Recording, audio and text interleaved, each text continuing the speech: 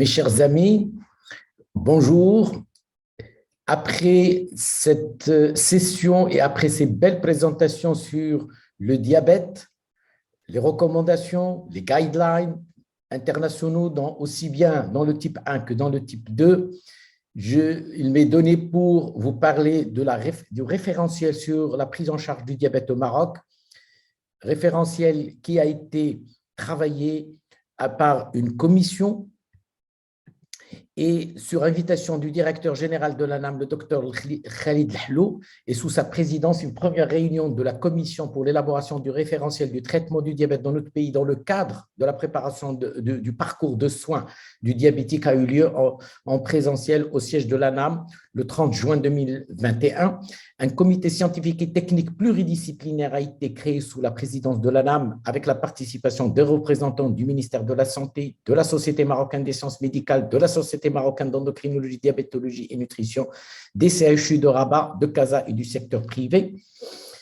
Ce comité scientifique est composé de personnes suivantes par ordre alphabétique et lors de la première réunion et à l'issue de la réunion, ont été désignées les personnes suivantes. Moi-même, coordinateur du groupe, professeur Hind Al-Iraqi et professeur Hassan Al-Gharbi du CHU de Rabat et professeur Esma Chadli du CHU de Casa en tant que coordinateur et qu'en tant que rapporteur de la commission. L'élaboration du référentiel a obéi à des règles méthodologiques et a fait appel à la méthode EGRI pour toutes les étapes du processus du développement du référentiel, et la date de remise d'une première version du référentiel a été fixée au 30 juillet 2021. Voici le niveau de preuve demandé pour le travail sur le référentiel, le niveau A, le niveau B ou le niveau C pour l'élaboration du référentiel. De même, la rédaction du Canva devait obéir à ce Canva standard pour la rédaction du référentiel. Comme vous le devinez, plusieurs réunions vont avoir lieu entre 18h et 21h durant le mois de juillet et plus de 16 réunions, dont 14 en distanciel, vont avoir lieu et une première version du référentiel sera partagée avec le directeur général et l'ensemble des membres de la commission le 1er août 2021. Bien sûr, vous devinez que beaucoup de questions, beaucoup de remarques, beaucoup de commentaires vont être formulés et la commission s'est réunie plusieurs fois pour valider une version de décembre 2021, laquelle version sera présentée au congrès de la Société marocaine des sciences médicales le 9 décembre 2021. Et puis, cette même version va être soumise à nouveau au service d'endocrino des CHU de Fès, Oujda, Marrakech, Casa et Tanger. Et des remarques et des commentaires et des précisions ont été demandées auxquelles on a répondu. Et aujourd'hui, je vous présente la version du 30 avril 2022. Le référentiel pour la prise en charge du diabète comporte un sommaire avec une introduction, un état des lieux, la situation épidémiologique, le fardeau économique, les objectifs et la méthodologie, la présentation de la maladie, le diagnostic différentiel et positif, les recommandations thérapeutiques aussi bien dans le type 1, le type 2, le diabète gestationnel et les autres types de diabète, et avec une analyse aussi des situations particulières, le cas de la grossesse, le cas du périopératoire, du diabète et la corticothérapie, le diabète et Ramadan, le diabète et la cavité buccale, bref, toutes les situations qui peuvent survenir ont été étudiées et développées. Enfin, un chapitre important a été consacré aux modalités de suivi. Je ne vais pas développer l'ensemble du référentiel. J'espère que la version finale sera validée prochainement et sera partagée avec l'ensemble des collègues, des amis, des endocrinos, des généralistes, des cardiologues, des néphrologues qui sont confrontés aux problèmes quotidiens du diabète. Alors, pour le diagnostic positif, il est affirmé dans l'une des 4 situations suivantes, une glycémie à jeun sur prélèvement veineux supérieure à 1,26, une glycémie à jeun supérieure à 1,26 avec des symptômes cliniques, une glycémie à jeun, quelle que soit l'heure, avec des symptômes cliniques, et une hémoglobine A1C supérieure ou égale à 6,5. L'hyperglycémie, elle n'est pas conseillée pour le dépistage du diabète. Concernant le diabète gestationnel, le dépistage sélectif au premier trimestre chez une patiente à risque, si la glycémie se situe entre 0,92 et 1,25, c'est un diabète gestationnel. Au-dessus de 1,26, c'est du diabète tout court. Et puis, pour le dépistage universel, entre 24 et 28 semaines, comme il se fait ailleurs. Voici l'arbre décisionnel du diabète gestationnel avec la présence d'au moins d'un des facteurs de risque indiquant la recherche et le dépistage du premier trimestre, un âge supérieur à 35 ans, un indice de masse corporelle supérieur à 25, un antécédent de diabète chez un ascendant du premier degré, un antécédent de diabète gestationnel ou un antécédent de macrosomie. Voyons maintenant les objectifs du traitement. Les objectifs sont rechercher un meilleur état de santé possible, une longévité normale sans altération importante de la qualité de vie et tout en évitant les complications aussi bien aiguës que chroniques. Et ceci suppose une prise en charge personnalisée, adaptée à chaque patient et impliquant le patient dans sa prise en charge de la maladie. Le traitement du diabète comportera, et je passe tout de suite au diabète de type 2 qui représente la majorité des diabètes, une thérapie médicale nutritionnelle, l'exercice physique, l'éducation thérapeutique, le traitement médicamenteux, un chapitre consacré à la chirurgie bariatrique et puis la stratégie thérapeutique. Tous ces aspects sont développés au niveau du référentiel. Et concernant le traitement médicamenteux, il faut souligner que la mise récente sur le marché de nouvelles classes médicamenteuses permet de mieux individualiser le traitement et naturellement, il faut bien connaître ces médicaments, bien connaître ces nouveaux produits pour mieux adapter la démarche thérapeutique. Le traitement, il est développé depuis la metformine jusqu'à l'insuline, passant par les anti-hyperglycémiants et les hypoglycémiants, de même qu'un chapitre est consacré à la chirurgie bariatrique et puis la stratégie thérapeutique. Pour ce qui est de l'insuline, nous avons consacré un chapitre consacré au traitement mixte possible, en particulier avec la metformine, que l'insulinothérapie peut être prescrite de manière définitive ou transitoire en fonction de certaines situations, que les effets secondaires toujours importants sont constitués par l'hypoglycémie et la prise de poids, et nous disposons des insulines intermédiaires, prémixées et lentes, de même que des insulines lentes ou ultra-lentes, humaines et humaines en particulier dans les centres de santé. Et notre souhait, c'est de voir les analogues remplacer ces insulines humaines partout au Maroc. Je rappelle aussi que l'insuline dans les centres de santé humaine est donnée gratuitement. Quant aux pompes à insuline, elles ne sont pas suffisamment étudiées au niveau de balance coût-bénéfice chez les diabétiques de type 2. Donc, pour l'initiation de l'insulinothérapie et après échec des ADO, on y reviendra plus tard, qu'on peut recourir à la NPH au coucher avec des antidiabétiques oraux en schéma bedtime ou un analogue lent ou ultra lent avec un antidiabétique, c'est l'insulinothérapie basale, ou une injection de prémix le soir. Alors, on commencera toujours par une dose de 0,2 unités kilo en moyenne pour atteindre soit 10-12 unités d'insuline, puis augmenter tous les 2 jours de 2 unités jusqu'à l'obtention d'une glycémie entre 0,8 et 1 g, ce qui correspond à un objectif de 7%. Dès l'introduction d'une insuline rapide, seule ou associée à une insuline intermédiaire, arrêter les insulinosécréteurs. Et de même, garder la metformine, quel que soit le schéma d'intensification de l'insulinothérapie. L'intensification se poursuivra en fonction du schéma d'initiation, soit dans un schéma basal plus, soit dans un schéma basal bolus. Qu'en est-il maintenant de la stratégie thérapeutique? Il faut tenir compte du profil du patient et de l'antidiabétique en fonction des comorbidités, du niveau de risque cardiovasculaire, des considérations financières, du surpoids, de l'obésité, des éléments de preuve et lors du choix d'une classe thérapeutique déterminée. Chez un patient en prévention primaire, le choix thérapeutique après metformine se fait de façon individualisée selon le risque d'hypoglycémie, le risque de prise de poids, les effets indésirables, le statut cardiovasculaire et rénal, le coût et bien entendu aussi les préférences du patient.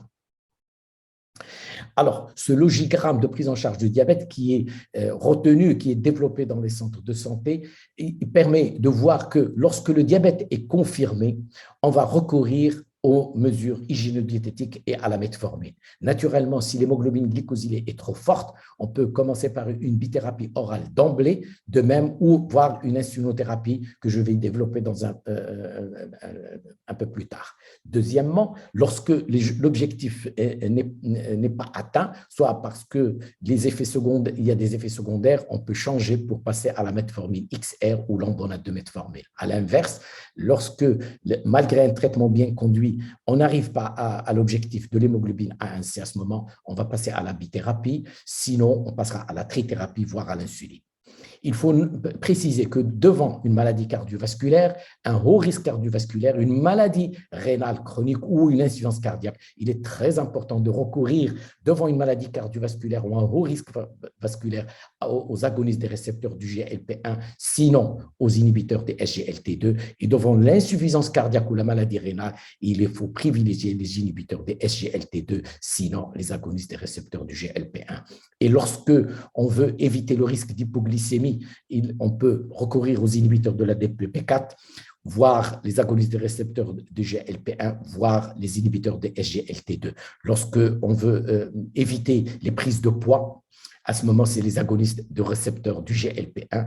Et lorsque on veut, en fonction du coût, à ce moment, il faut recourir au sulfamide, qui reste un médicament ancien, de médicaments assez hypoglycémiques, assez efficaces et aussi assez sécures. Qu'en est-il maintenant de l'insulothérapie? L'insulothérapie peut être prescrite, bien entendu, après échec du traitement oral. Elle peut être prescrite aussi chez les patients qui ont de l'hémoglobine glycosylée élevée ou avec dans les situations d'urgence. Alors, lorsque l'hémoglobine glycosylée est élevée, entre 0,75 et 11, lorsque le delta glycémique est inférieur à 0,6, on a recours à une insuline basale. Lorsque le delta glycémique est supérieur à 0,6, on peut recourir à une analogue prémix. Et dans tous les cas, si l'objectif n'est pas atteint, on peut recourir à 2 prémix, voire 3 prémix, de même qu'on peut, ou vers un schéma basal plus, voire un schéma basal bolus. Pour un patient en insuffisance cardiaque, il est très important de rappeler que le traitement à privilégier est une glyphosine, c'est un niveau de PROVC A. De même que pour en prévention secondaire, en dehors d'une insuffisance cardiaque, un agoniste des récepteurs du GLP-1 a démontré son efficacité cardiovasculaire, c'est un grade A. Et ajouter l'insuline ou un analogue du GLP-1 lorsqu'une association d'antidiabétiques oraux à dose maximale tolérée ne suffit pas pour atteindre la valeur cible individuelle de l'hémoglobine A1C. Enfin, envisager l'utilisation d'un analogue de GLP-1 chez les patients présentant une obésité et ou dans les situations où l'hypoglycémie constitue un danger particulier, c'est un niveau B. Qu'en est-il du suivi clinique et paraclinique? Il est très important pour nos diabétiques qu'il y ait 3 à 4 consultations annuelles. Et lors de ces consultations annuelles, il est très important à chaque consultation qu'on doit envisager et l'interrogatoire et l'analyse des symptômes à travers le tabagisme, l'activité physique, les conseils diététiques et concernant les symptômes, étudier, voir l'observance, la tolérance et vérifier également si l'autosurveillance glycémique est bien faite quand elle est indiquée. De même, l'évaluation clinique portera sur régulièrement à chaque consultation et de toute façon au moins annuellement la mesure de la prise de la tension artérielle, le calcul du poids et de l'IMC, les auscultations des vaisseaux, des pouls-jambiers et l'examen neurologique et l'examen des pieds sera en fonction des patients et des situations, mais au moins annuellement. De même, pour les examens complémentaires, l'hémoglobine glycosylée au moins 2 fois, voire 3 fois, voire 4 fois par an permet permet de fixer les objectifs. Quant au bilan biologique, ils seront réalisés annuellement, sinon davantage devant des complications, devant des détériorations de ces paramètres. Un ECG d'effort un ECG de repos par un cardiologue ou un endocrinologue au moins annuellement, et de même qu'un suivi spécialisé peut avoir lieu chez l'ophtalmo annuellement et chez le dentiste également. Enfin, le cardiologue sera toujours sollicité pour les tests fonctionnels en cas de maladie coronarienne, s'il y a des symptômes ou des signes cliniques ou anomalies à l'ECG, et même en l'absence de symptômes s'il y a un risque cardiovasculaire élevé. Le néphrologue, le neurologue et les autres spécialistes d'organes seront consultés, bien entendu, en fonction des complications, de même que le psychologue. Alors, qui fait quoi? Naturellement et habituellement, on peut dire que le médecin traitant peut s'occuper de la plupart des diabétiques, mais disons que pour les formes atypiques de diabète, il est préférable de recourir à l'endocrino.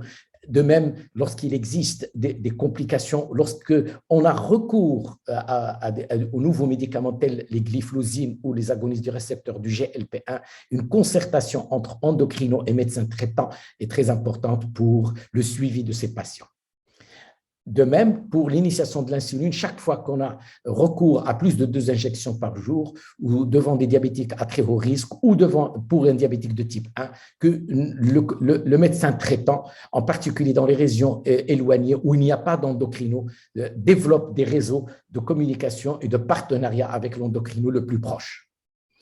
Quels sont les autres motifs de recours à l'expertise des endocrinos? C'est en cas de déséquilibre glycémique, en cas de découverte de complications au cours de la surveillance, après une complication aiguë, en cas de réadaptation cardiaque, en cas d'obésité morbide pour l'indication d'une chirurgie bariatrique, pour la mise en place d'une pompe à insuline et le suivi des patients, en cas de maladie intercurrente, de corticothérapie, de chimiothérapie, d'alimentation entérale et parentérale. Si projet de grossesse ou de diabète gestationnel, le suivi est très important avec un endocrino et pour la coordination de la prise en charge des lésions du pied diabétique. En conclusion, je dirais que ce référentiel pour la prise en charge du diabète constitue une étape importante dans l'élaboration du parcours de soins pour diabétiques, dans l'amélioration de la prise en charge du diabète dans notre pays et pour une approche globale du diabète chez le patient et les diabétiques marocains. Son objectif est d'assurer une facilité d'utilisation pour les prestataires et pour les médecins conseils des organismes gestionnaires. Il doit être actualisé régulièrement tous les 2-3 ans pour intégrer les nouvelles données et l'évolution du traitement de la maladie. Et merci beaucoup. Et je remercie bien entendu l'ensemble des membres de la commission pour le temps précieux qu'ils ont accordé et pour les conseils et le travail assidu qu'ils ont assuré avec moi et avec professeur Eraki, professeur Gharbi et professeur Chebli.